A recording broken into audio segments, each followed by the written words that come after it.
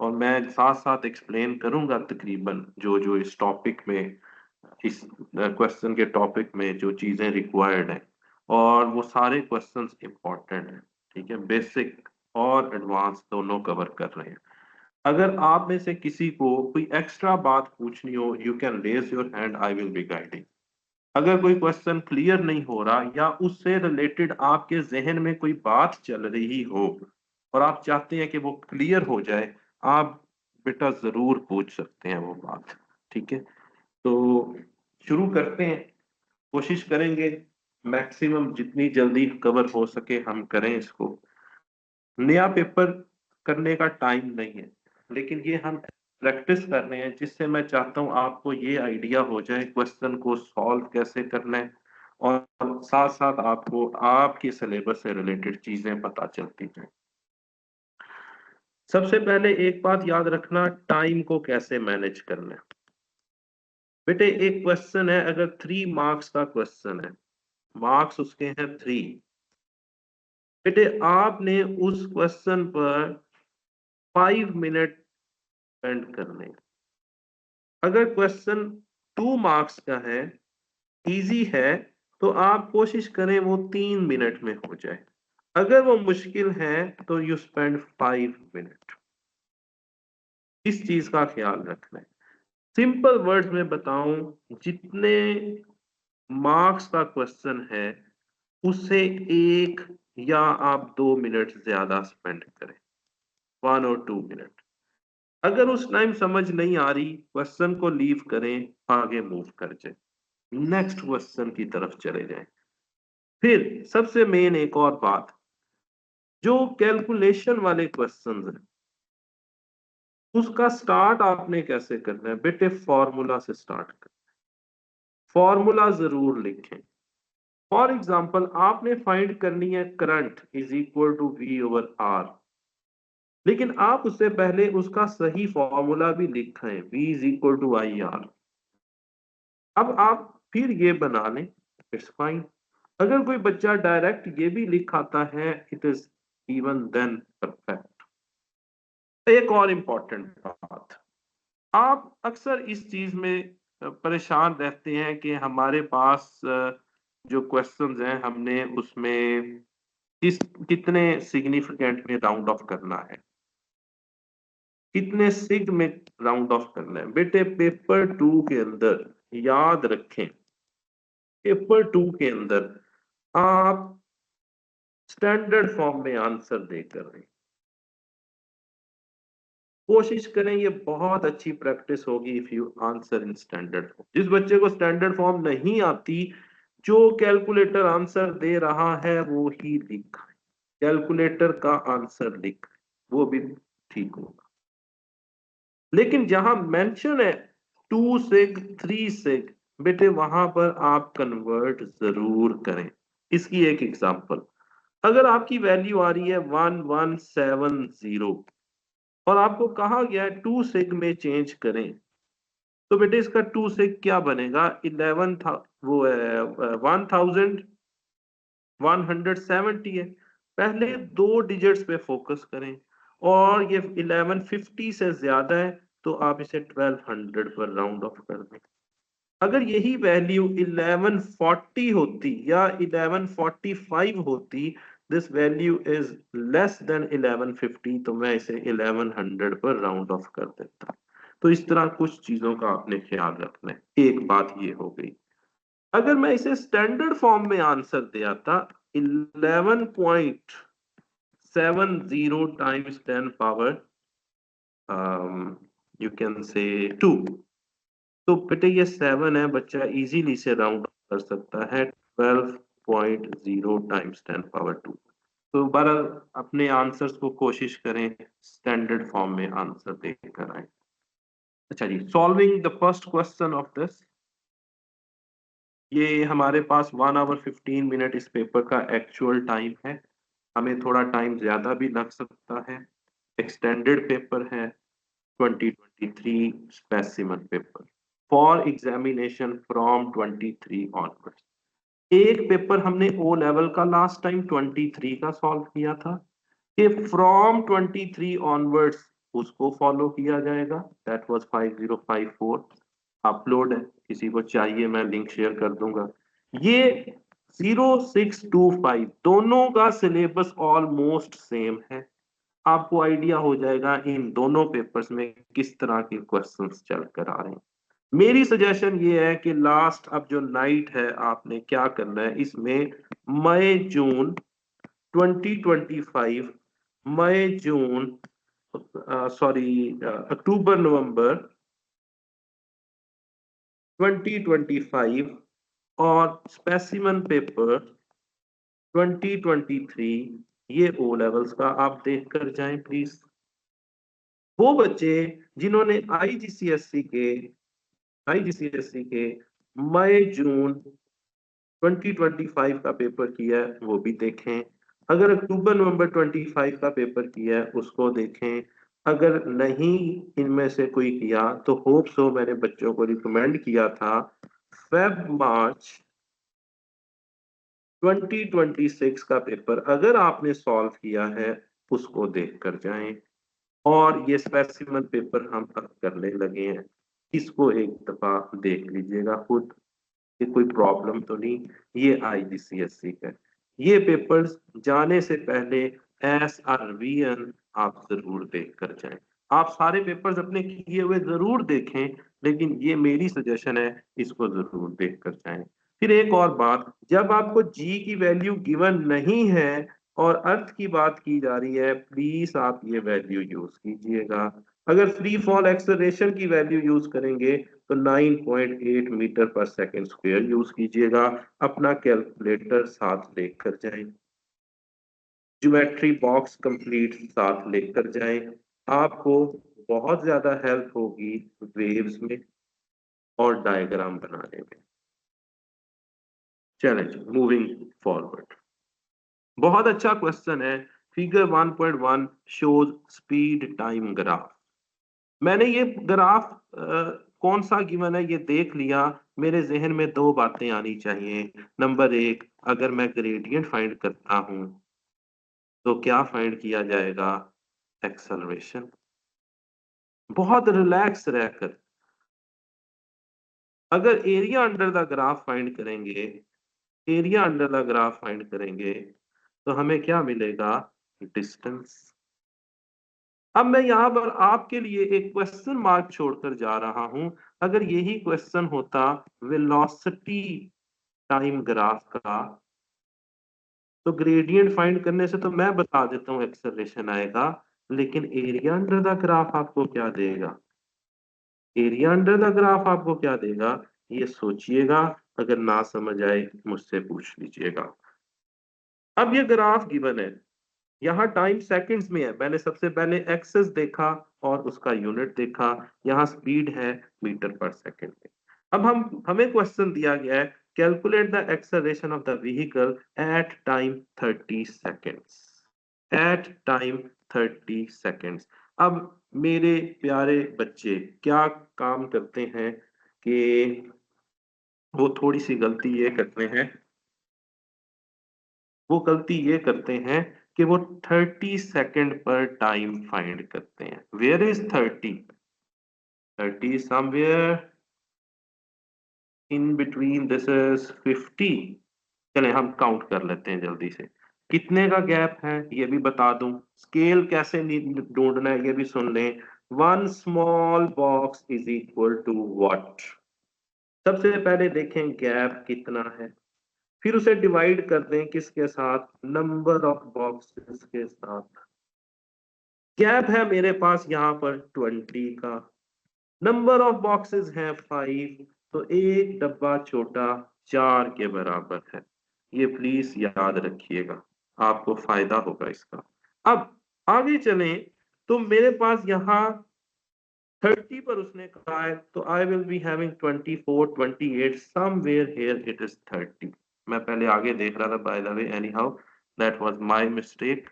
अब आपने करना क्या है, ये देखिए मैं क्या करने लगा हूं। आपको आइडिया होगा इससे, thickness. Thickness means sharp pencil use करें।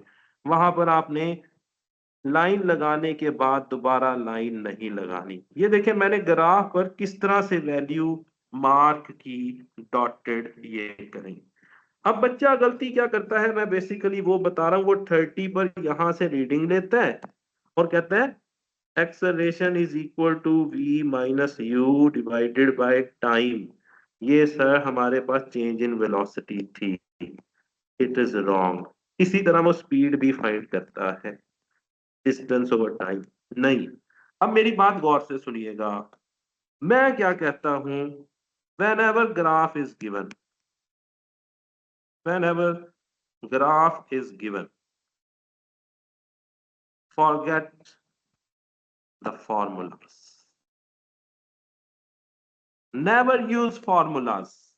क्या यूज करेंगे भाई, ये अभी बताया तो है सबसे पहले, ग्रेडियंट क्या होता है, एरिया अंडर द ग्राफ क्या होता है। तो हम इस ग्राफ पे स्पीड टाइम में एक्सेलरेशन फाइंड करने के लिए ग्रेडियंट फाइंड करेंगे। ठीक है जी। इसका मतलब था ये जो क्वेश्चन वो कह रहा है एट टाइम 30 सेकेंड्स। पहले अभी मैं बहुत टेंशन में था, अभी भी हूं, इतनी नहीं है, लेकिन I am now much relaxed. चीजें काम करने लग गई हैं, मेरी कुछ चीजें खराब हो गई थी, लेकिन चीजें फिर आ जाती हैं, now it is much better. तो गौर करें मैंने किस चीज को हाईलाइट किया है, मैंने हाईलाइट किया एट टाइम 30 सेकेंड, ये चीज हमें बताएगी। अब 30 सेकेंड्स पर आप चले जाएं, हमें पता लग गया 30 सेकेंड्स कहाँ है, 30 seconds is somewhere between here, यहां पर है 30 सेकेंड। अब मुझे यहां पर टेंजेंट बनाना है। मेरी बात बच्चों याद रखें, टेंजेंट कब बनाना होगा, when curved graph is given, when curved graph is given. साथ साथ खुद भी सोचें, मैं भी गाइड कर रहा हूं आपको, आपको आइडिया होगा कि हम क्या सोच रहे हैं और होना क्या था, क्या आप सही थे या नहीं। तो एनी हाउ यहाँ पर हम टेंजेंट बनाएंगे और उस टेंजेंट का ग्रेडियंट फाइंड करेंगे, क्योंकि कर्व्ड ग्राफ है और टेंजेंट जब बनाना है हमने, तो उसी टेंजेंट का ग्रेडियंट फाइंड करना जी। तो टेंजेंट क्या है, एक पॉइंट पर ग्राफ पे टच करके लाइन गुजर रही हो। तो आपको पता होना चाहिए टेंजेंट ड्रॉ करने के लिए स्केल को कैसे यूज करेंगे। तो कोशिश किया करें आउटर एज इस तरह से प्लेस कर लें, ये है जी। अब हम यहाँ पर एक लाइन ड्रॉ कर देंगे, वो लाइन 30 सेकेंड्स पर टच करके जानी चाहिए। टेंजेंट ड्रॉ हो गया। अभी गैप है थोड़ा सा, ये देखें गैप है, इसको एग्जामिनर गलत कर सकता है, तो आपने इसको और बेहतर करना है, और बेहतर बनाना है। तो ये आपने चीजें इस तरह की ख्याल रखनी है, ये चीजें गलत ना हो।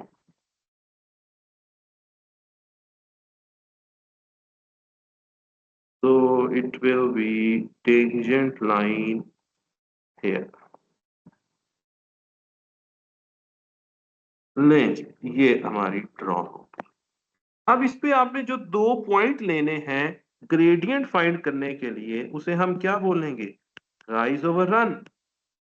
तो वो पॉइंट्स आपने मेंशन करने हैं। मैं वो कौन से पॉइंट लेने लगा हूं, मैं एक 60 पिक कर लेता हूं, दिस वन। ये डॉटेड लाइन बनानी है उधर, ये ले जी। एक पॉइंट मेरे पास ये आ गया, ये पॉइंट बेटे क्या है, x इज 60 और यहां से y is somehow you can say, यहां से भी गैप देख लें 5 का है, 5 बॉक्स है तो एक को रिप्रेजेंट कर रहा है, आई टेक 26। ये एक पॉइंट आ गया। यहां पर ये वाला पॉइंट नोट करें, व्हाट इज दिस पॉइंट, ये मेरे पास आ रहा है, मैं 4 कम कर देता हूं, इट इज समहाउ 16 और 10, सॉरी सॉरी 16,10, ये ले जी। इनका अब हम ग्रेडियंट बनाते हैं। अब ये कितने मार्क्स का है, 3 मार्क्स का है, समझा मैंने सारी बात दी है। अब आप पर है, ठीक है जी। बुरा ना मानिएगा, टाइम सर ने लिया है, लेकिन क्वेश्चन एक अच्छा था, शायद बहुत सारों को आइडिया ना हो, लेकिन वो हो गया होगा। अब एक्सेलरेशन क्या है, acceleration is change in velocity over time. तो it will be 26 minus 10 divided by 60 minus 16। अब हम इसको सॉल्व कर लेंगे। ले जी, कैलकुलेटर भी पास रखते हैं। It will B 16 divided by 44. 16 divided by 44 will give you 0.363. So I will write 0.3, 0.36। आप 0.4 भी लिख कर आ सकते हैं। अब मैंने सबसे अगली चीज देखनी है, आया यूनिट दिया है, नहीं दिया, मैं यहां पर ही यूनिट लिख कर जाऊंगा। Moving to next part. Without further calculation, आपने कैलकुलेशन नहीं करनी, लेकिन आपके जहन में कैलकुलेशन होनी चाहिए। Without further calculation, state how the acceleration at time 100 seconds compares to acceleration at time 10 seconds. Your idea, यानी using idea about forces, explain why any change in acceleration has occurred. इसमें बात ये हो रही है, हमने आंसर देना है फोर्सेस की टर्म्स में, आंसर देना है फोर्सेस की टर्म्स में, और बताना किस बारे में है कि एक्सेलरेशन चेंज क्यों आ रहा है। तो मेरे ज़हन में आनी चाहिए बात F is equal to m a वाली, F is equal to m a वाली। अब मैं दोबारा जाता हूं ग्राफ पर। बेटे क्या हो रहा है, ग्राफ की शेप हमारी कुछ ये है। Graph is somehow like this. इसको हम बोलते हैं डिक्रीजिंग रेट, इसको हम बोलते हैं डिक्रीजिंग रेट। इसका मतलब है एक्सेलरेशन इज डिक्रीजिंग। एक बात, एक्सेलरेशन इज डिक्रीजिंग। अगर यही ग्राफ ऊपर को जा रहा होता, ये इंक्रीजिंग रेट होना था। अब एक्सेलरेशन डिक्रीज कब करता है, जब स्पीड इंक्रीज ना हो रही हो। स्पीड कहने क्या हो रही है, इज लेस, या स्पीड लेस क्यों हो रही होती है, हमने फोर्सेस की टर्म में जवाब देना है।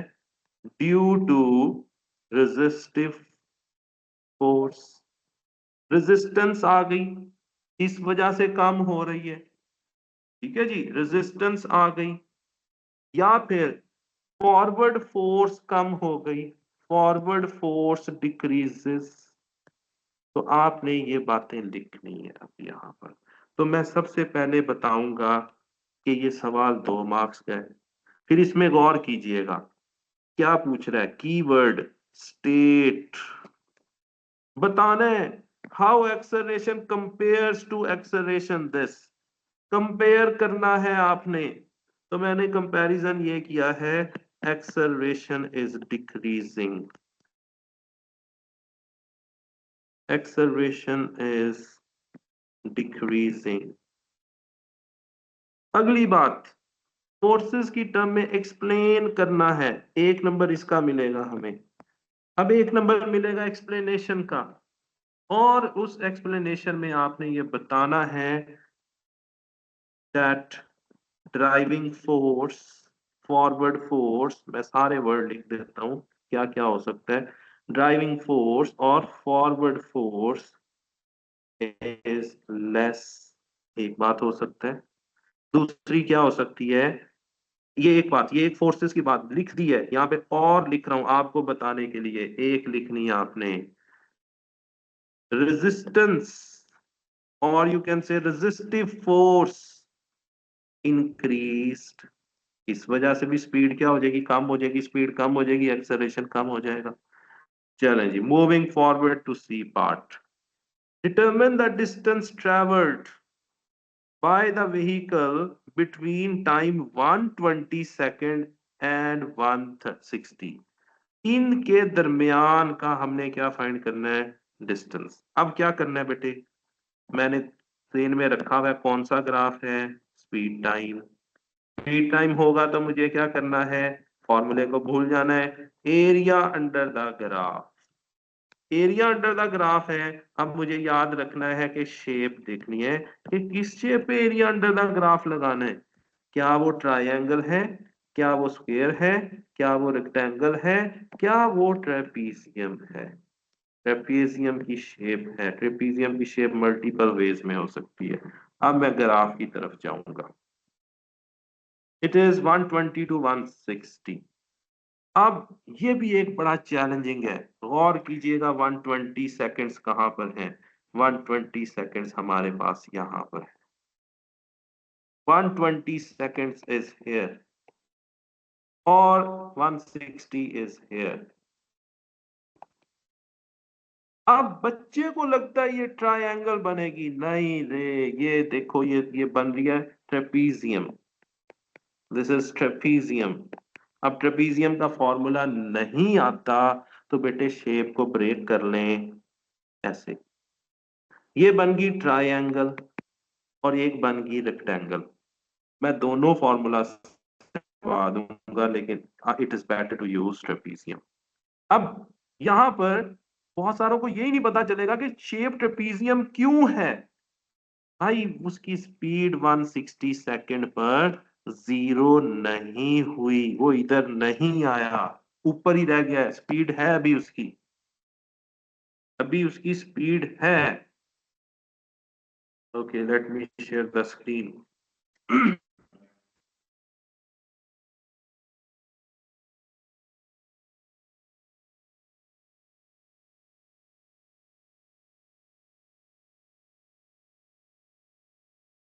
चलें जी,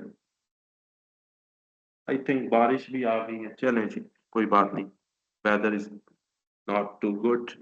सो ट्रेपीजियम की शेप लगाएं। एक आपके पास बेटे हाइट जा रही है ये स्ट्रेट कहाँ तक, 30 तक। एक ये जा रही है कहाँ तक, 20 तक।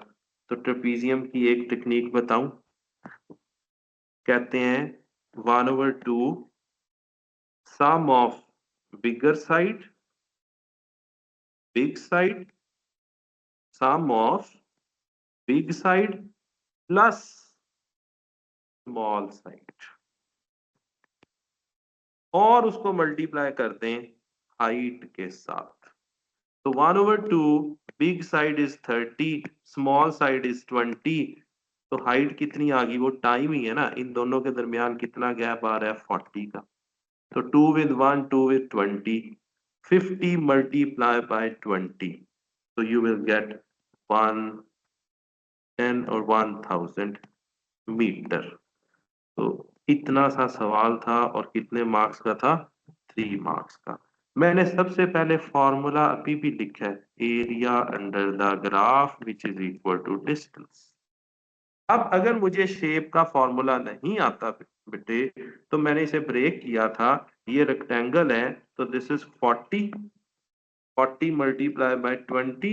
ये एक काम कर लें, ऊपर ट्रायंगल है, ट्रायंगल की हाइट आ रही है 10, बेस आ रही है 40। इसको आप सॉल्व करेंगे, you will get the same answer. चलें जी, मूविंग फॉरवर्ड। ये क्या आ रहा है भाई।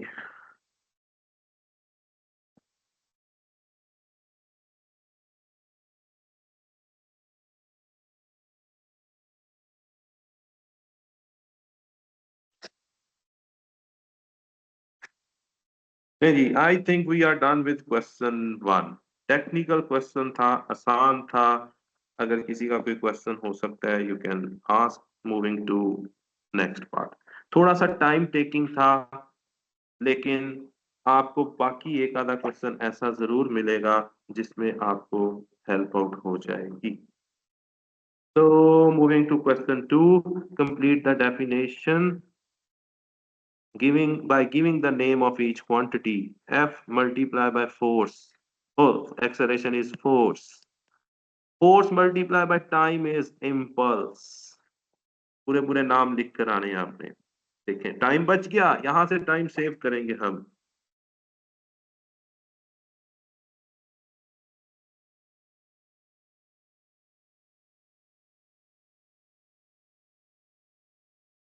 So now here is B part.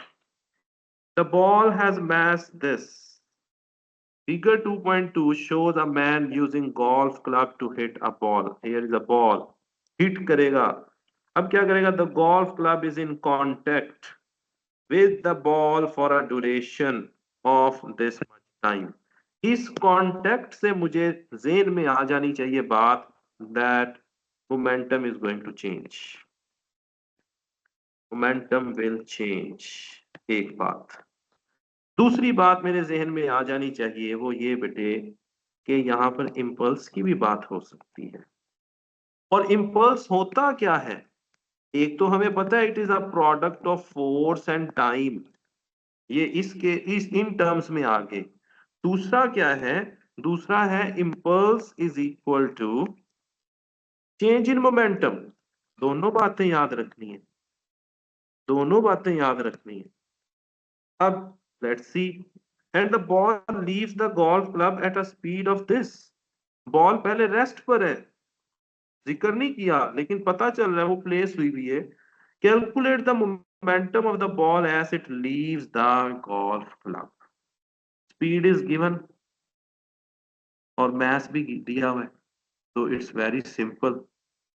Momentum is equal to mv, product of mass and velocity. तो यहां पर हम लिख के आएंगे मैस इज 0.046 और वेलोसिटी कितनी है? 65. मल्टीप्लाई कर लीजिएगा, you will get the answer in kilogram metre per second. Units नहीं दिए हुए, गौर करें. इसलिए नहीं है ताकि आप ध्यान से पेपर में याद रख सकें. मेरी बात यूनिट्स वाली याद रखना. बहुत सारी बातें हैं, ये भी याद रखना. फिर इधर एक बात बताता जाऊं. कुछ बच्चे लिखते हैं मैस इनटू वेलोसिटी. ये डेफिनेशन गलत है.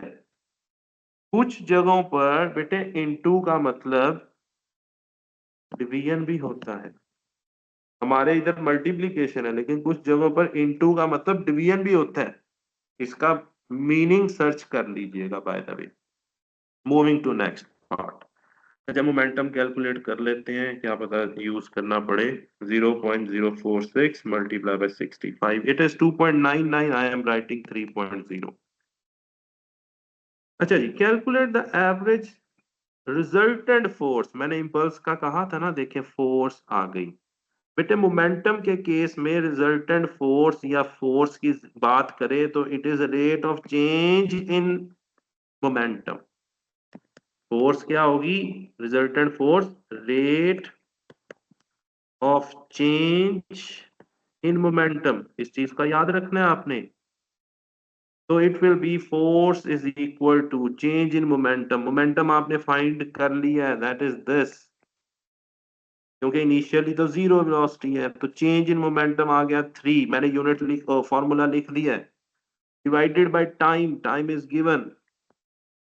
टाइम स्टैंडर्ड फॉर्म में ही यूज कर लें. 5.0 टाइम्स 10 पावर -4. 3 इंडेक्सेस ऊपर ले जाएं. 10 पावर 4 डिवाइडेड बाय 5. तो अब आप इसे सिंप्लीफाई कर लें कैलकुलेटर से. 3 times 10,000 divided by 5. You will get force 6,000 Newton. चाहे ये लिखाएं, चाहे आप इसे स्टैंडर्ड फॉर्म में लिख कर आए. 6.0 इंटू 10 पावर 3 न्यूटन और किलो न्यूटन. यूनिट नहीं दिया. Choice is on you. Moving to next part. While the golf club is in contact with the ball become compressed. अब ये कंप्रेस से मेरे ज़हन में क्या बात आनी चाहिए? Deformation, elasticity. तो डिफॉर्मेशन से मुझे ज़हन में आना चाहिए इलास्टिक पोटेंशियल एनर्जी भी. एक नंबर का सवाल आ गया ना, थोड़ा डिफरेंट आ गया. एंड बॉल क्या हुआ? Become compressed and changes shape. Shape भी चेंज हो गई, यानी फोर्स का इंपैक्ट आया. फोर्स की प्रॉपर्टीज हैं. फोर्स क्या कर सकती है? डायरेक्शन चेंज कर सकती है, शेप चेंज कर सकती है, स्पीड चेंज कर सकती है. ये बातें ध्यान में होनी चाहिए. State the type of energy. State करना है, बस नाम बताना है. Energy stored in the ball during its contact with the golf. यानी वो कंप्रेस हुई है कांटेक्ट के वक्त, तो उसमें कौन सी एनर्जी आ गई? उसमें इलास्टिक पोटेंशियल एनर्जी आ गई। इलास्टिक पोटेंशियल एनर्जी, ये आपने लिखा है। Easy. We are done with 2 questions, moving to question 3। Figure 3.1 shows solar cells। जी क्वेश्चन।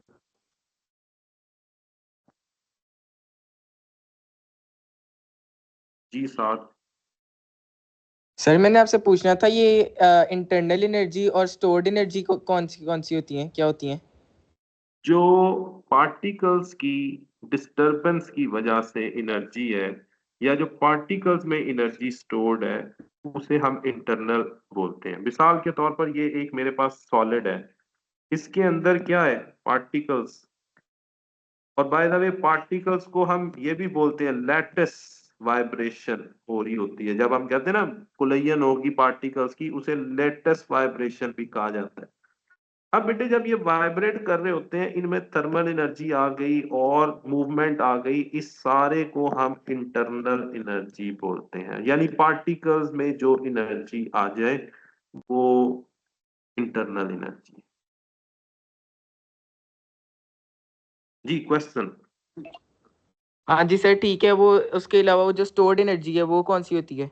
स्टोर्ड एनर्जी यही है कि जब आप फॉर एग्जांपल कोई ऑब्जेक्ट मूव कर रहा है, जब कोई ऑब्जेक्ट मूव करता है तो उसमें कौन सी एनर्जी है? Kinetic energy. तो वो बेसिकली फॉर्म ऑफ एनर्जी को ही हम स्टोर्ड एनर्जी बोल रहे होते हैं। और ये जो इंटरनल एनर्जी है बेसिकली इसी वजह से स्टोर्ड एनर्जी बनती है। ठीक है सर। इसकी एग्जांपल मैंने आपको दी है, एक काइनेटिक एनर्जी। फिर एक और एग्जांपल आप ले सकते हो जो ज्यादा अच्छी है। बैटरीज में क्या स्टोर हुआ होता है?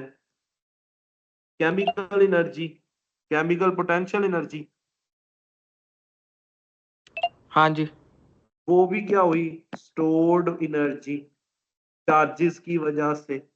ऐसी एनर्जी जो सेव हो सके। अब देखो, ये एक स्प्रिंग है, यहां से फिक्स है, मैं फोर्स लगाता हूं ऊपर की तरफ, ये क्या हो जाएगा? कंप्रेस हो जाएगा बेटे। इसमें कौन सी एनर्जी आ गई? Elastic energy. हाँ और ये जी। भी क्या हुई? क्या जैसे ही मैं इसको छोड़ूंगा स्प्रिंग वापस अपनी पोजीशन पे जाएगा ना, तो ये स्टोर्ड थी इसके अंदर एनर्जी, और अब उसको जब मौका मिला है रिलैक्स होने का, तो उसने अपनी स्टोर्ड एनर्जी को क्या करना है? रिलीज करना है। हाँ जी ठीक है सर, जी समझ आ गई। चले जी, ठीक है। Figure 3.1 shows solar cells that use radiation from the sun to generate electrical power। Radiation देखिए क्लियर लिखा है, अगर ना भी वो वर्ड याद यहाँ लिखता that solar cells use radiation from the sun, आपको वैसे ही पता चल जाना चाहिए था solar cells use energy from the sun to generate electrical energy या इलेक्ट्रिकल पावर। तो ये रेडिएशन का प्रोसेस हो रहा है। अब हमसे वो क्वेश्चन ये करता है, state the name of the process which releases energy in the sun. जो एनर्जी रिलीज करता है उस प्रोसेस का नाम पूछ रहा है। कौन रिलीज कर रहा है? In the sun, in the sun. आप प्यारे बच्चों स्पेस फिजिक्स पढ़ी है। जी साथ साथ आपसे ही मेरा सवाल होगा प्यारे बच्चे, बता इन द सन कौन सी एनर्जी है?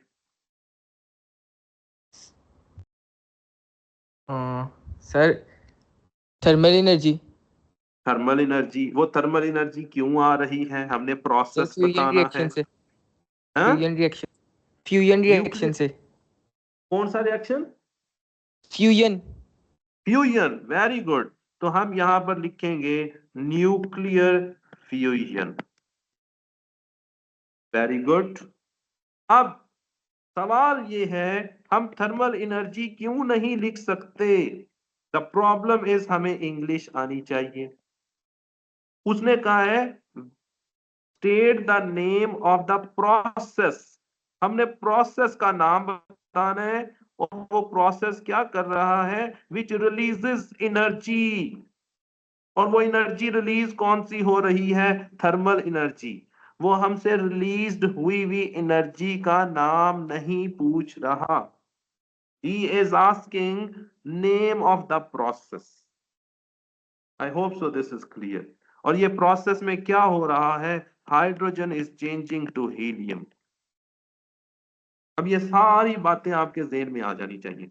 अब एक सवाल और पूछ लेता हूं आपसे, यहां से चलता चलता, सन से जो एनर्जी अर्थ पर आ रही है, ये कौन सा प्रोसेस है? कोई बताएगा? सन से जो एनर्जी अर्थ पर आ रही है, वो कौन सा प्रोसेस है? जी असफर साहब, एक मिनट जी।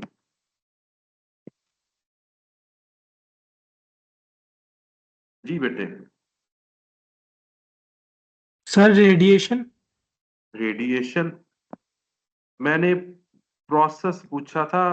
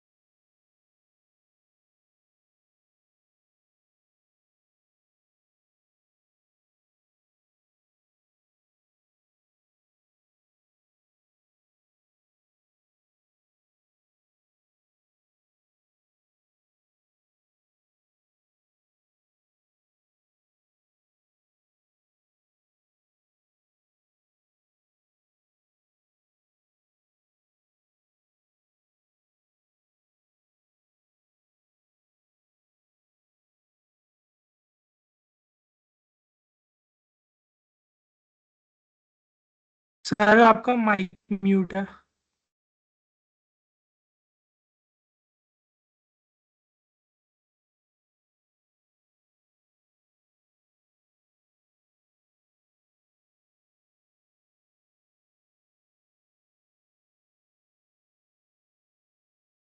जी जी, आवाज आ रही है? मेरा ख्याल है हाथ लग गया होगा बाय द वे। अच्छा जी, मैं ये बता रहा था कि हमने इसका प्रोसेस का डिस्कस कर लिया है, लेकिन इसमें हो क्या रहा है? Smaller nuclei combine, fuse, joint together to form larger nuclei. और वो लार्जर न्यूक्लियाई क्या बन रहा है? To form larger nuclei in the form of helium. ये आप आंसर लिख रहे हैं। तो मजीद आप क्या लिख सकते हैं? वो जो ऊपर मैंने बात बताई, hydrogen is changing, hydrogen isotopes, hydrogen isotopes changing to helium. तो ये हम यहां पर रेडिएशन में बात कर रहे हैं और स्पेस फिजिक्स में भी बात करेंगे। Any how, moving forward, apart from the solar cells there are other energy resources used on earth। और भी एनर्जी रिसोर्सेज हैं other energy resources for which radiation from the sun is the main source। State the name of one of these energy resources and explain whether it is renewable। तो बेटे, सन से हमें कोई energy मिल रही है, वो हमने देख ली। इसके अलावा भी वो कह रहा है there are other energy resources used on earth for which radiation from sun is main source. Radiation from sun is main source. वो एनर्जी सोर्स का नाम बताएं। Hydro electric, hydro electric. और वो क्या होनी चाहिए? वो रीन्यूएबल भी होनी चाहिए। ये जो चेंज होता है आपका साइकिल, जिसकी वजह से फिर क्या रेन होगी, और सारा प्रोसेस चलेगा, डैम में पानी आएगा and clouds are going to be formed, ये सारी बात चल रही होती है। जी उसैरम। सर मेरा एक क्वेश्चन था। वो जो है, जब हम जो से कोई चीज बॉयल होती है या अपने स्टेट चेंज करती है, तो वो जो एनर्जी गायब हो जाती है दरमियान में से, वो जो फ्लैट लाइन आ जाती है, उसे हम क्या कहते हैं? जब स्टेट चेंज होती है, आप कह रहे हो कि एनर्जी क्या हो जाती है?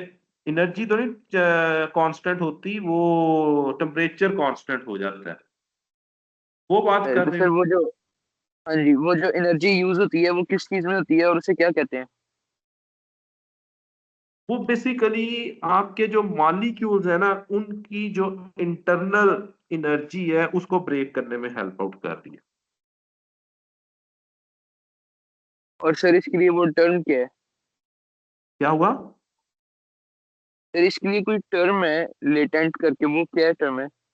अच्छा, प्रोसेस है वो, that is latent heat. Latent heat, ठीक यही है सर, पूछ बस रहे हैं समझ ना? आ गया। हाँ, हाँ जी, समझ आ गया, समझ आ गया, लेटेंट समझ आ हीट, गया। हाँ। तो यही वाला है ना बस? देखिए, हाँ, अब हमारे पास ना स्टेट चेंज के दौरान हम उसका जिक्र नहीं करते, वेपोराइजेशन का, और अपना मेरा वॉल्यूम भी कम है, मैं भी कहूँ कि हाँ जी, अब आएगी मुझे आवाज ठीक। लेटेंट हीट ऑफ वेपोराइजेशन, जब वेपर्स में चेंज होना शुरू हो जाते थे, ये बात नहीं अब हम करते। हम सिर्फ लेटेंट हीट ये कहते हैं कि स्टेट चेंज करते वक्त जो हीट है, जो थर्मल एनर्जी है, उसको लेटेंट हीट बोला जाता है। तो बेटे यहाँ पर बहरहाल हम इसको फॉलो करते हैं जो काम कर रहे हैं जल्दी से, लेकिन आप you are most welcome to do the question. ये है हाइड्रो इलेक्ट्रिक। वेव्स भी हो सकती हैं, like this, so many things can be there. अब इसकी एक्सप्लेनेशन वो पूछ रहा है कि हाइड्रो इलेक्ट्रिक में सन कैसे यूज हो रहा है। तो कोई बताएगा हाइड्रो इलेक्ट्रिक में सन कैसे कंट्रीब्यूट कर रहा है?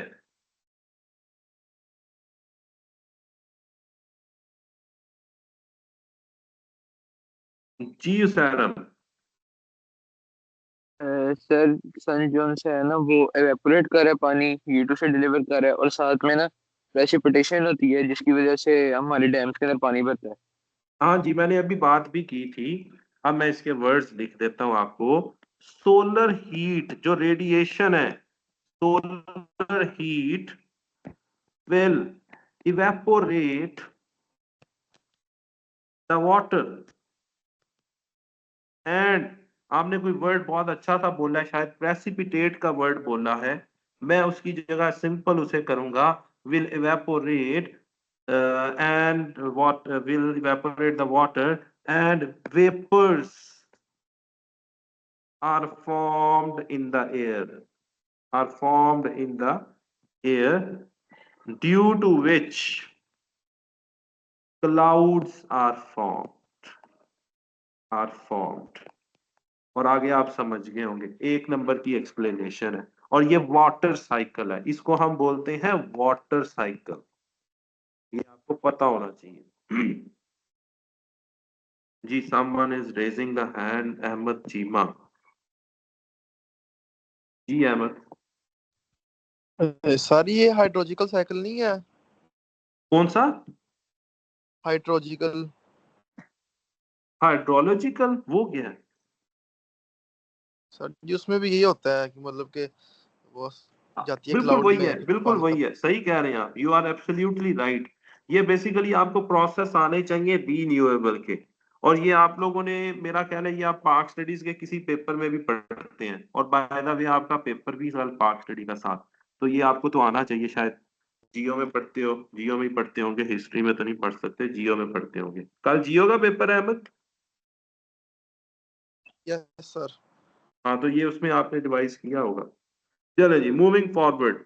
State two advantage two disadvantage of using solar cells to generate electrical power, of using solar cells to generate electrical power. बहुत आसान है इसके आपने यूजेस बताने हैं।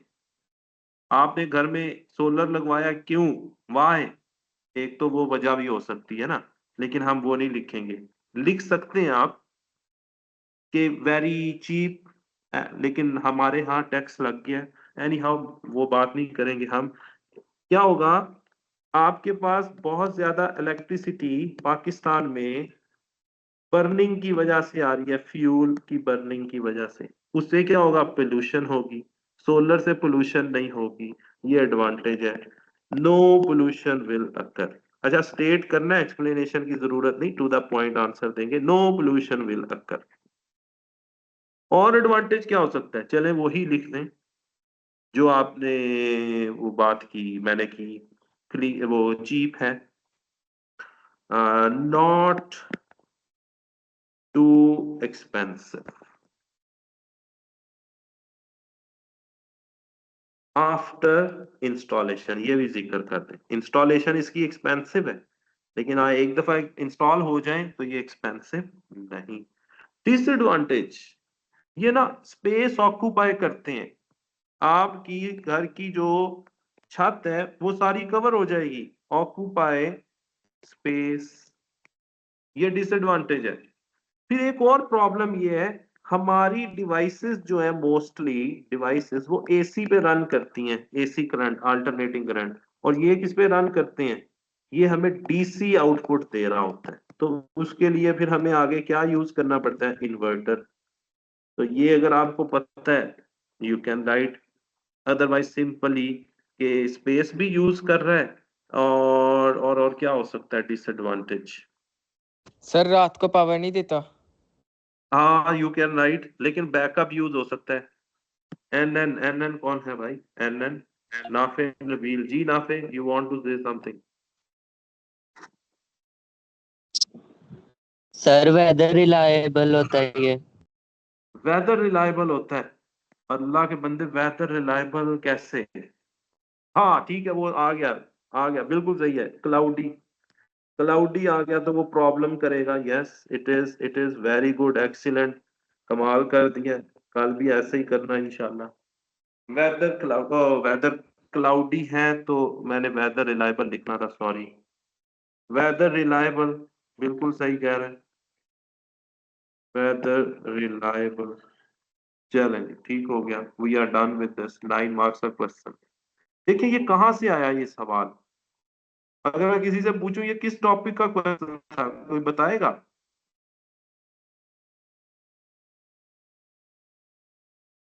जी सर साहब, work energy power. Work energy power, work energy power. अगर मैं कहूं ये क्वेश्चन आया है, एनर्जी से भी रिलेटेड है, वर्क एनर्जी पावर ना कहें, एनर्जी से रिलेटेड है। दूसरा, इसमें वो नहीं स्टेट्स ऑफ, नहीं नहीं नहीं, transfer of thermal energy, transfer of thermal energy के जो प्रोसेस हैं, transfer of thermal energy, of thermal energy, जिसमें हम पढ़ते हैं कंडक्शन, कन्वेक्शन एंड रेडिएशन। तो ये रेडिएशन को उसने कवर की। ठीक है जी, मूविंग फॉरवर्ड।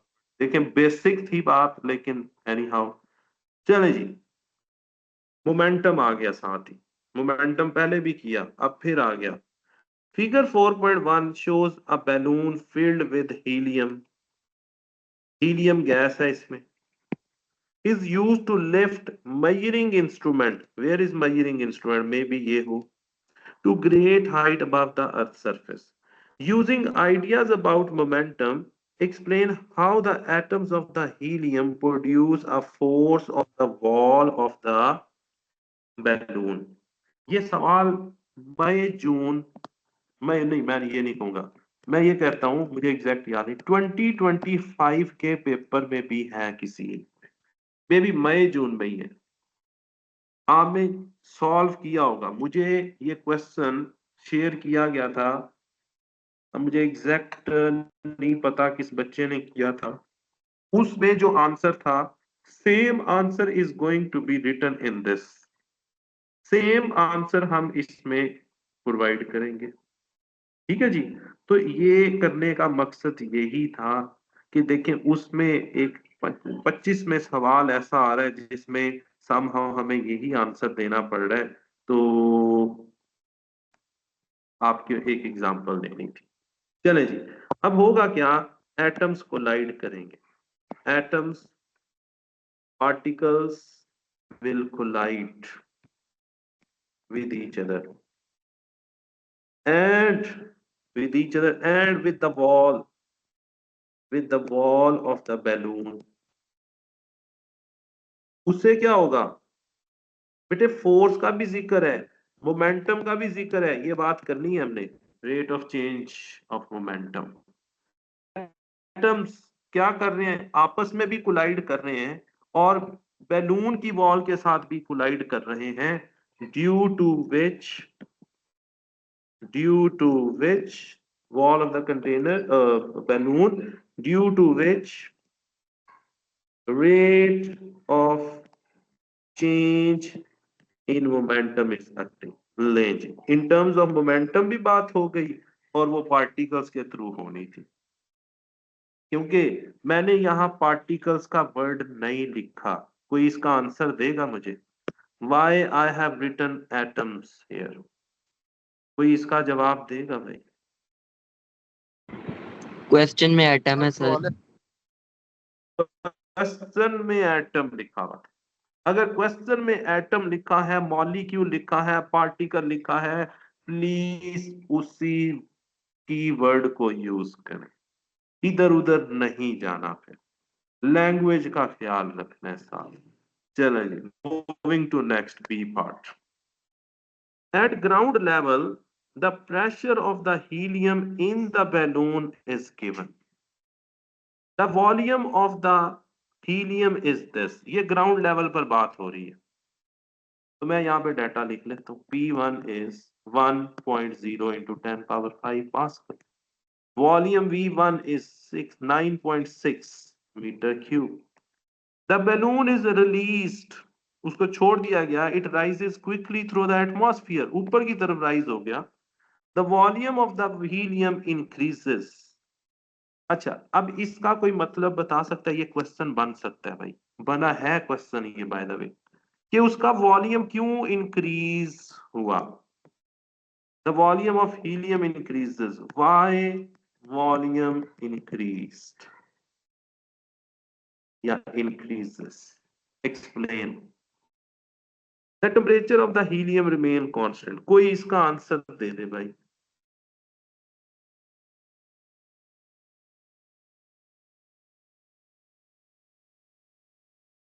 जब बैलून, ये बैलून है, ये बेटे ऊपर की तरफ जा रहा है, तो इसके ऑपोजिट डायरेक्शन में क्या चीज है, रेजिस्टेंस। रेजिस्टेंस की वजह से क्या होता है, thermal energy, thermal energy heat होगी, हीट की वजह से टेम्परेचर इंक्रीज हो गया। लेकिन अभी यहां पे उसने कहा टेम्परेचर रिमेन कांस्टेंट, लेकिन अगर ये फिर ये बात नहीं होनी थी अगर ये सवाल आता, टेम्परेचर रिमेन कांस्टेंट। अब उसकी वजह से क्या होगा, जो पार्टिकल्स अंदर हैं वो क्या करेंगे, उनकी काइनेटिक एनर्जी बढ़ जाएगी, काइनेटिक एनर्जी बढ़ने की वजह से बैलून थोड़ा सा फ्लेक्सिबल है, तो इसका वॉल्यूम क्या होगा, कोलिजन की वजह से फोर्स बढ़ गई, वो इंक्रीज हो जाएगा प्रेशर की वजह से। तो ये सारी वो वाली बात आ जानी थी जी। उसैरम सर मुझे लगा था कि ऊपर जाएंगे तो वहां पे एटमॉस्फेरिक प्रेशर कम होगा, तो इनवर्ड फोर्स कम हो जाएगी, तो आउटवर्ड की वजह से उसका वॉल्यूम इंक्रीज हो जाएगा। वो भी बात सही है, मैंने भी तो यही बात की कि इसका प्रेशर इंक्रीज हो गया, और जो आप बात कर रहे हैं वो हम एटमॉस्फेरिक प्रेशर और इंटरनल प्रेशर से रिलेट कर रहे हैं, बोथ आर करेक्ट।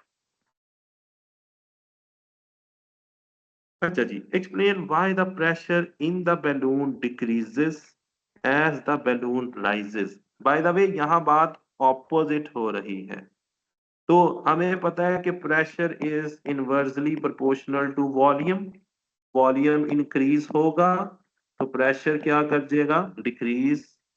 लेकिन वो कह रहा है you should refer to helium atoms in your answer. हमने हीलियम एटम्स का जिक्र जरूर करना है। तो हम ये बात करेंगे same number of helium atoms present in greater volume। देखिए एटम्स तो नहीं चेंज हुए। देखिए ये बैलून का साइज था, अब बैलून का साइज ये हो गया है।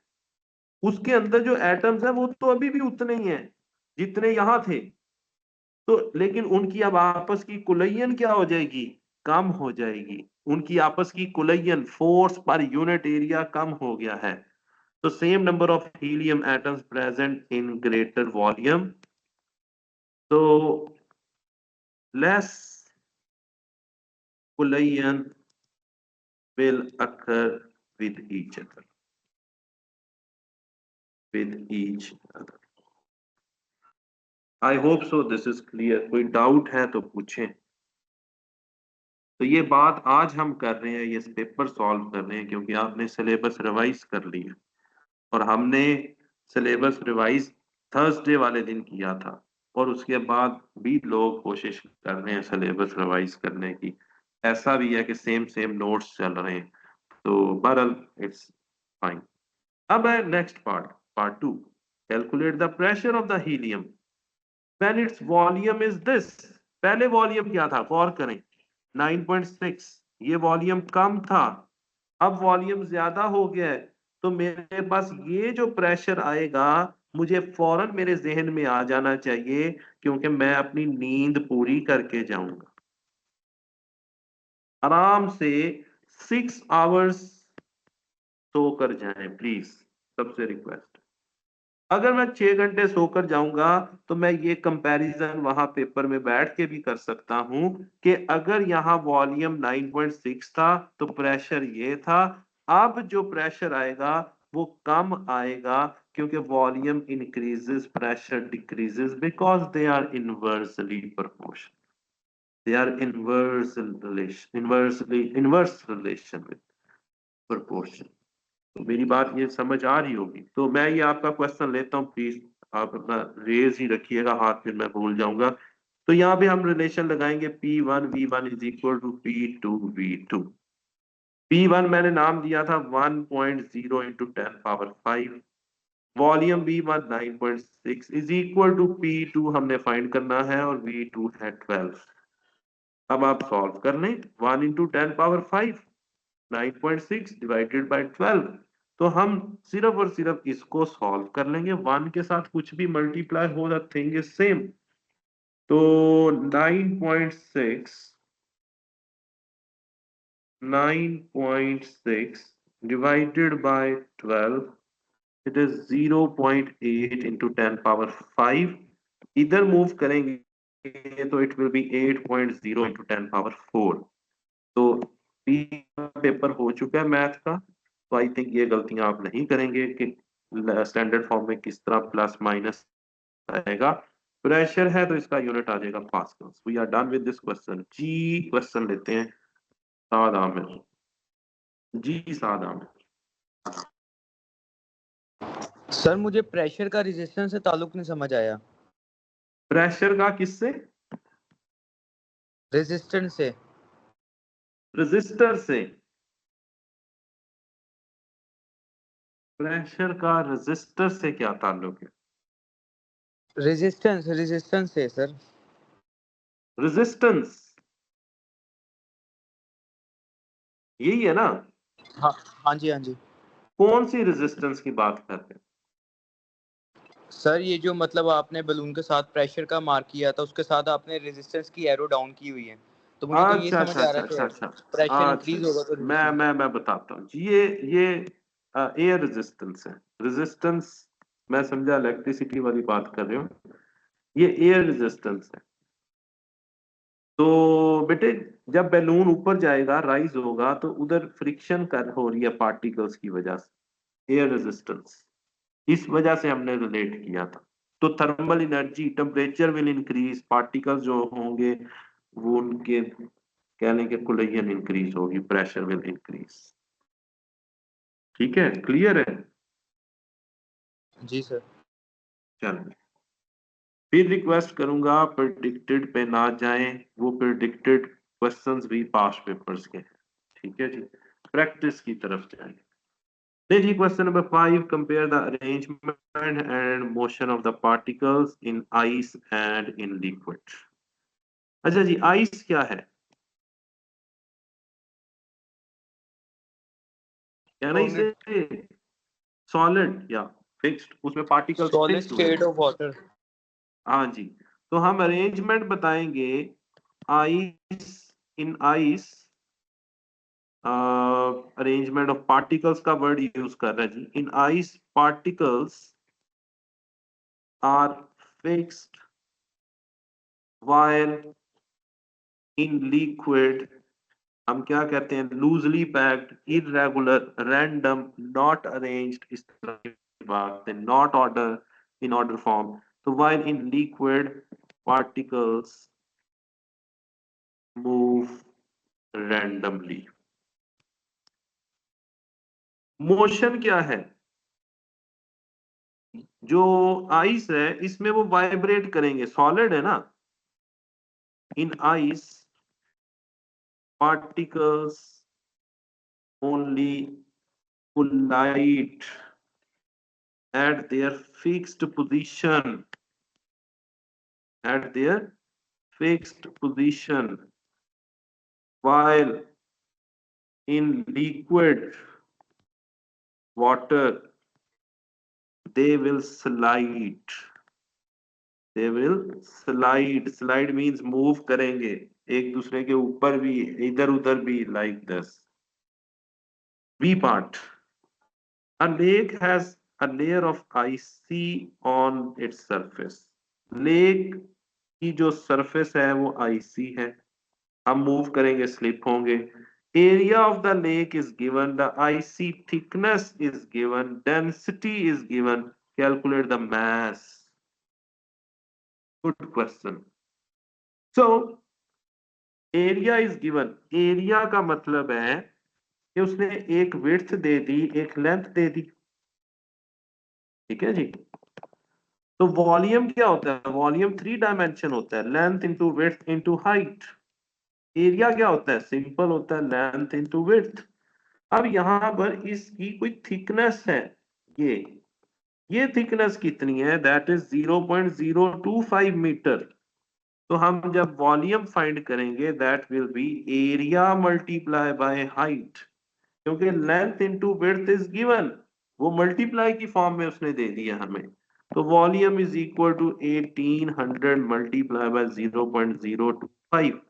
तो आप जब इसे सॉल्व करेंगे 1800 times 0.25 it will be 450 metre cube. इसमें अब क्या चीज ख्याल रखने वाली है, this is in metre, this in metre square, तो सेम है, मल्टीप्लाई करते हैं अदरवाइज चेंज करना पड़ेगा। And this is in metre cube. So density is equal to mass over volume, mass is equal to density times volume. अब इस चीज का तो पता होना चाहिए ना, जब एक चीज उधर जाएगी तो मल्टीप्लाई होगी। बच्चे इसमें भी गलती करते हैं, इस चीज का ख्याल रखना है। 920 multiply by 450, you will get the volume. The answer I am getting it is 414,000 kg। अब यहाँ पर मैं बात करूंगा कि ये आपने क्या लिख कर आना है। अगर हम मार्किंग स्कीम की बात करें, उसने 41 टेट्रा जीरो आंसर दिया हुआ है। नहीं सॉरी, मेरे पास उन्होंने 41,000 दिया हुआ है, मेरे पास आंसर गलत है आई थिंक। 450, एक मिनट, मैंने कोई गलती की है शायद। 1800 मल्टीप्लाई बाय 0.025। सर हाँ मैंने गलती 45 की है। हाँ ये 45 है, थैंक यू। अब ये 45 है, मेरी गलती ये थी, मैंने 450 लिख दिया, तो ये एक जीरो कम हो जाएगा। अब मार्किंग स्कीम क्या कह रही है? They are saying 41,000। अब यहाँ पे गौर कीजिएगा, आप ये भी लिख कर आएंगे your answer is correct. 100% correct. अगर राउंड ऑफ करना नहीं आता वही लिखाएं, नहीं तो स्टैंडर्ड फॉर्म में प्लीज 1 2 3 4 4.1 इंटू 10 पावर 4 kg। अब जो मार्किंग स्कीम का आंसर है उसको चेंज करते हैं, 1 2 3 और ये 4, तो this will also be 4.1 into 10 power 4 kg। Choice is yours, ठीक है। लेकिन अगर आपको ये भी नहीं करना आता तो बेटे जो कैलकुलेटर दे रहा है आंसर वो लिख। बाय द वे मैंने जो लिखा था वो पहले गलत था, वो मुझे यहाँ पे गलती लग गई थी, 0 नहीं आना था, तो वो ना मिस्टेक कीजिएगा। तो अगर मैं वो कर भी आता, देखिए ये मैं मिस्टेक कर F भी is आता, equal to अगर मेरी F बात सुनिए, अगर मैं जैसे मैंने गलती की, मैंने ये किया था, मैं ये 0 को लिखना भूल गया था, तब वो 450 आया था, ये 450 आ गया, ये भी 450 आ गया, तो यहाँ पे कितने मार्क्स मिलेंगे कोई बताएगा जिनके माइक अनम्यूट हैं? कितने मार्क्स मिलेंगे? 2 टू? नहीं यार, इतना भी तो ना, ये आंसर ही आपका गलत है, तो यू विल गेट 1, ठीक है। तो इस चीज का वैसे हमें ख्याल रखना है, आसान सवाल है, तो this will be 4.1 into 10 power 4 kg, मैं ये आंसर लिख करूंगा। मूविंग फॉरवर्ड जी, part 2। At night the temperature of the ice on the lake falls by this. Temperature falls, reduce हुआ है, डिक्रीज हुआ है, specific heat capacity of ice is given, mass हमने फाइंड कर लिया है, चेंज इन टेम्परेचर फाइंड करना है, चेंज इन टेम्परेचर फाइंड करना है। कोई और टेम्परेचर नहीं दिया हुआ, नहीं दिया हुआ, तो हम यहाँ पर स्पेसिफिक हीट कैपेसिटी का फॉर्मूला लगाएंगे, C is equal to energy over mass times delta theta. तो energy is equal to MC delta theta. आज हम एक सवाल कर रहे थे, ये बिल्कुल उसी तरह का, रिड्यूस, फाइनल कितना फाइंड करना है, तो ये उसमें चेंज लिया था, ये बेसिकली चेंज ही है, तो this is going to be 2 no 4.1 times 10 power 4 multiply by C। देखें ये कैरी करना ज्यादा आसान है आंसर, मैथ से specific heat capacity 2.1 into 10 power 3 multiply by 3.5, आप कैलकुलेट करेंगे, you will get the answer. Unit दिया हुआ है, अब ना लिखें please answer, no need to write, ठीक है। अगर देखा जाए ना, अब आप अगर यूनिट लिख आते हैं, ये यूनिट और ये यूनिट मिलकर जाउल स्क्वायर बन जाता है, तो ये ना किया करें गलती। यहाँ तक कोई क्वेश्चन है तो पूछें। We are done with 5 questions, अब हम वेव्स की तरफ जा रहे हैं। अच्छा खासा जनरल फिजिक्स हमने कवर किया है, और ऑलमोस्ट मोमेंट को छोड़कर और डिफॉर्मेशन को छोड़कर हमने काफी चीजें कवर की हैं।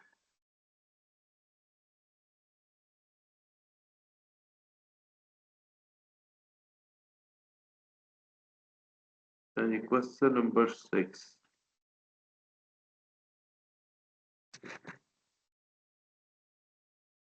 क्वेश्चन नंबर 6 कह रहा है, कौन सा लेंस गिवन है, figure 6.1 shows converging lens and its principal axis.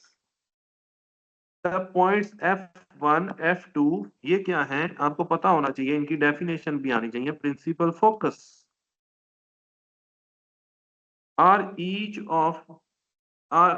Of a principal of the lens, focus of the lens. अब बेटे मैं फिगर देख रहा हूं, अगर तो मेरी तैयारी अच्छी है, मुझे पता है ये फोकल है, प्रिंसिपल फोकस, और सेंटर से लेकर इधर तक ये क्या बनता है, फोकल लेंथ। चाहे इधर देख लो या उधर देख लो, एक ही बात है।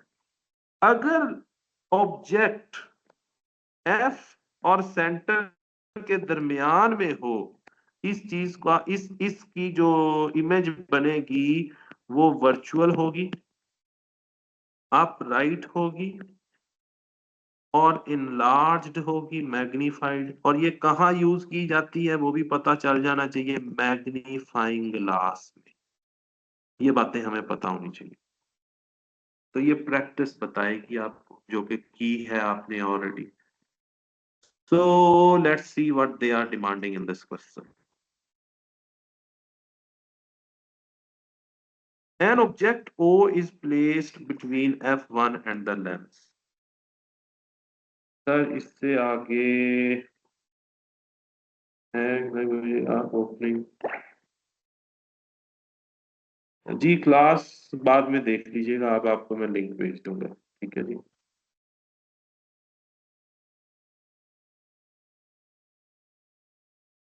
Please let me in. I have joined.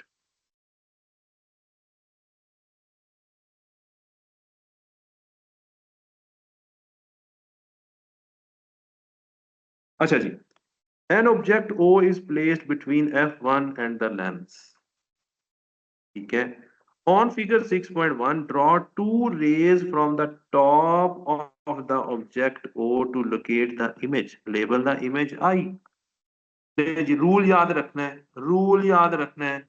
सबसे पहली जो लाइन ड्रॉ होगी वो ऑब्जेक्ट की टिप से और लेंस के सेंटर से, और शार्प पेंसिल यूज करें, शार्प पेंसिल यूज करें.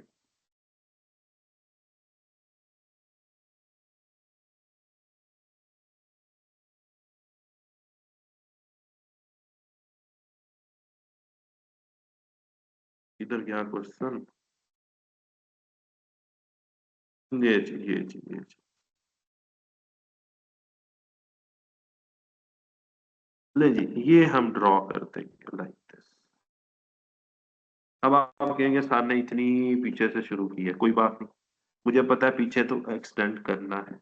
अब parallel to principal axis, parallel to principal axis, ये आ गई सेंटर तक. अब यहां से रे कहां जाएगी, from the F2,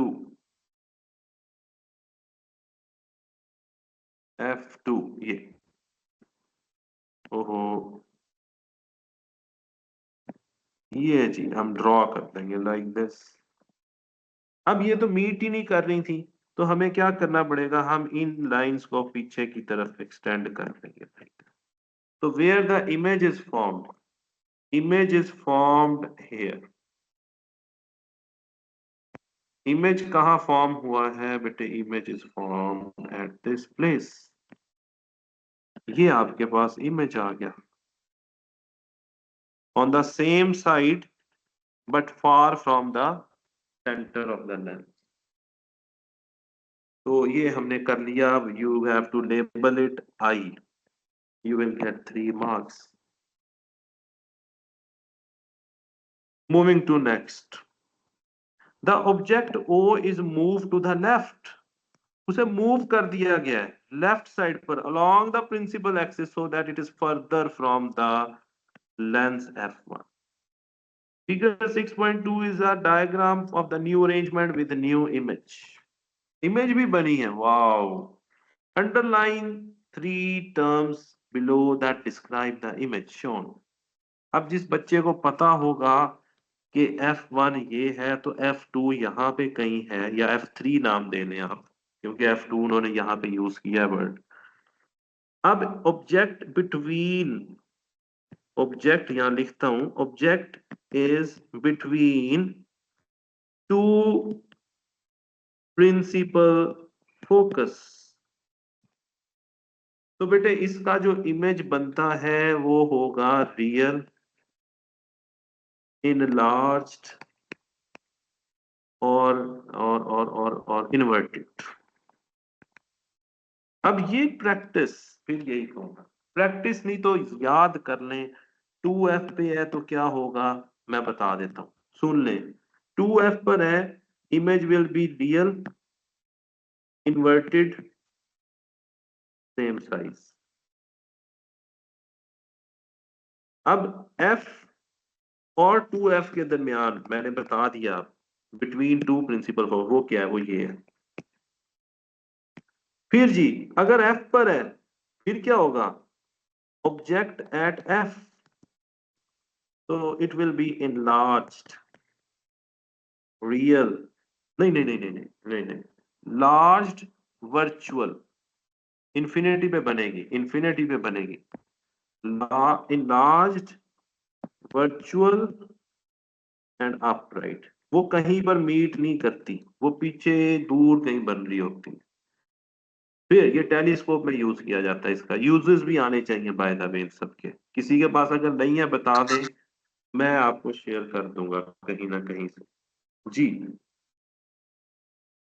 sir real और इन्वर्टेड, वो रियल और वर्चुअल में डिफरेंस तो बता दें। रियल और इन्वर्टेड में, रियल होती है नहीं, बेटे वर्चुअल में, वर्चुअल में। वर्चुअल में रियल होता है कि स्क्रीन पे बनेगी image, lines, ray of lights will meet on the screen, और virtual में not meet on the screen। जी सैरम।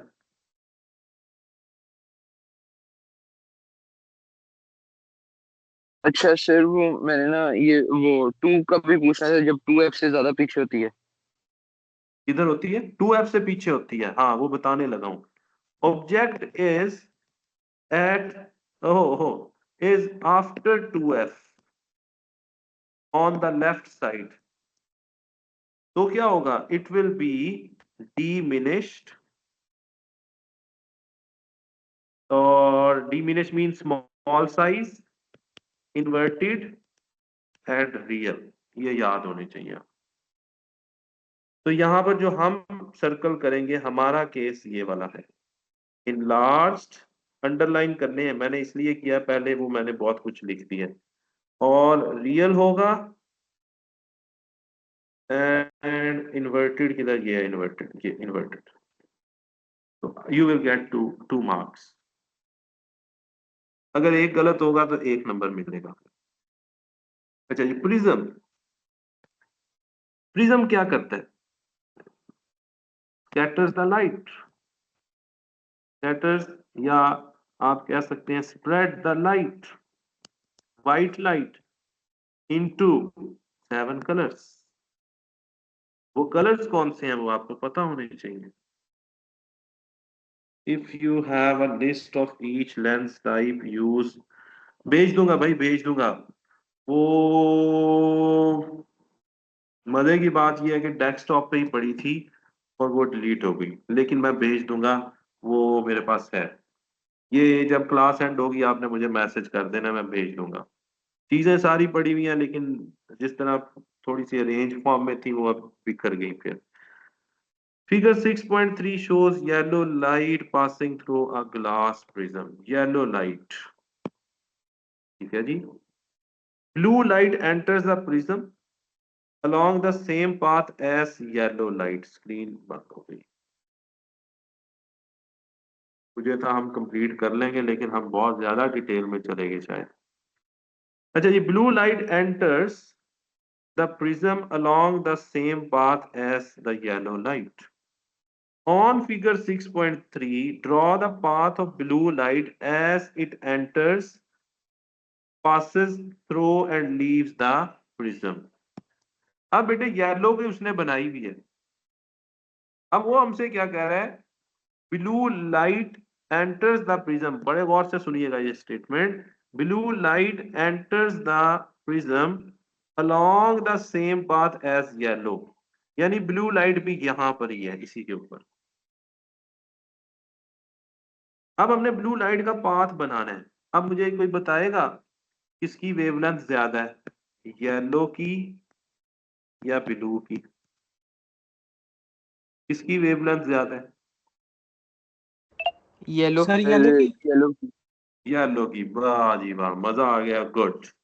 पैटर्न बता देता हूं, रॉय जी वेव, इधर वेवलेंथ ग्रेटर है, और जब आप इधर को आते हैं बेटे, वेवलेंथ क्या हो जाती है, कम हो जाती है।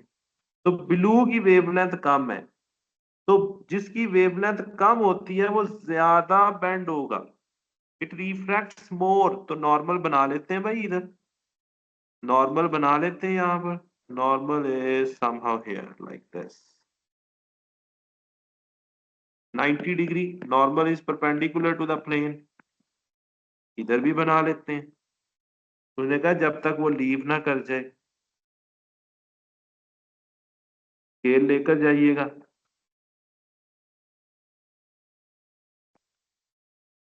लाइक दिस, दोनों नॉर्मल बना लिए। अब रे ने क्या करना है, towards the normal bend bend हो जाना है। तो मैं इधर बना देता हूँ लाइक दिस। अब इधर से क्या होगा, फिर आप नॉर्मल बना लें, नहीं भी बनाएंगे आपको पता है वो अब अवे जाएगी क्योंकि लेस डेंस में चले गए लाइक दिस। तो बेटे कोई मुझे जल्दी से बताएगा लेस डेंस में जाएं तो रे किधर बेंड होती है, डेंस से लेस डेंस जाएं तो किधर जाते हैं, और शैलो टू डीप में क्या होता है, और डीप टू शैलो क्या होता है। जी जी सैरम। सर जो लाइट जोन्स है वो किसी भी डेंस मीडियम में जाएगी तो उसकी स्पीड डिक्रीज होगी और वो टुवर्ड्स नॉर्मल हो जाएगी। और जब भी जोन्स है वो किसी भी लेस डेंस मीडियम में जाएगी तब अवे फ्रॉम नॉर्मल हो जाएगी और जोन्स है उसकी स्पीड इंक्रीज हो जाएगी। स्पीड इंक्रीज हो जाएगी। And what about wavelength, wavelength will also decrease, wavelength will increase. ठीक है, तो शैलो टू डीप साथ भाई आप बता दें। Sir shallow to deep away from normal होगा। Away from normal, away from normal opposite है उनका। ठीक है, और shallow to deep to shallow towards normal. Towards normal, towards normal. मैं शाम परेशान हो गया था इस पे, मुझे लगा कि मैं कोई गड़बड़ कर दी है। तो शैलो, अच्छा, speed will increase, wavelength will increase, frequency remain constant. ये हमने उस दिन पहले दिन भी रिवाइज किया था। Wave speed will decrease, wavelength will decrease, और ये यहाँ पे याद रखें। चलें जी, ये रिवीजन हो गई। अच्छा जी, ये बातें आएंगी रिपल टैंक पर, ये भी याद रखना वाटर वाले केस में। ठीक है, और ये वाली आती है प्रिज्म में, ग्लास में, लाइक दिस। जी उसैरम। सर वो पार्शियल रिफ्लेक्शन कब होती है? पार्शियल रिफ्लेक्शन कब होती है, हाँ बेटे जब टोटल इंटरनल रिफ्लेक्शन भी ना हो। ये बड़ा क्रिटिकल थोड़ा सा है, लेकिन बहुत आसान चीज है। ये एमसीक्यूज में ज्यादातर पूछता है, लेकिन ये मैं बता देता हूँ। इसमें याद रखें डेंस टू लेस डेंस जाएंगे, डेंस टू लेस डेंस जाएंगे, तभी क्या होता है क्रिटिकल एंगल, तभी क्या होती है total internal reflection, internal reflection. इसको हम एक और नाम भी देते हैं TIR।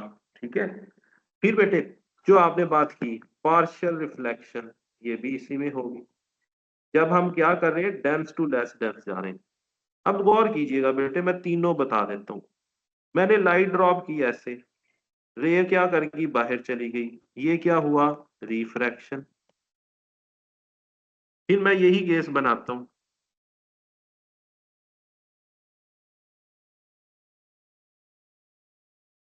किसी को कॉपी, ओए मैं कॉपी कर रहा हूँ यार, हो जा, टाइम बचाना चाह रहा हूँ तो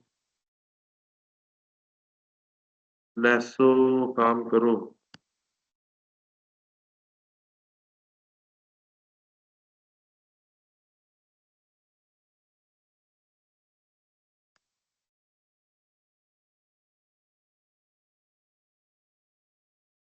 जी कॉपी। हम ना ये क्वेश्चन के बाद एक छोटी सी ब्रेक कर लेते हैं 5 मिनट की, उसके बाद आ जाते हैं।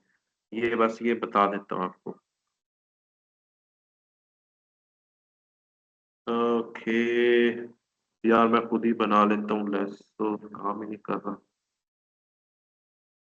चलो जी, मैं खुद बना लेता हूँ इतनी देर में। ले जी, ये एक हो गया और एक ये मीडियम हो गया।